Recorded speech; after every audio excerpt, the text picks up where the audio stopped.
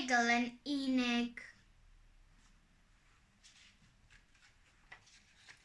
Beth wna i? Gofynnodd i Madog sgidiau melyn. Tyr gyda mi i wlad hyd, meddai Madog. Dangos y ffordd i mi ac mi a fathu yn y drol, meddai Migl.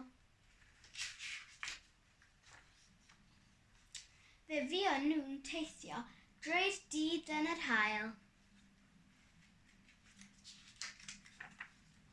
Fe fuon nhw'n teithio liw nos hefyd.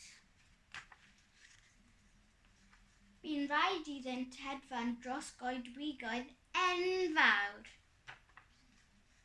Bu'n rhaid iddynt groesi afon ddofn. Ond o'r diwedd, daethant i'r wlad hyd lle roedd Magl yn byw. Mae gen ti streipiau hardd, meddai Migl wrth Magl. Daethant yn gyfeillion ar unwaith.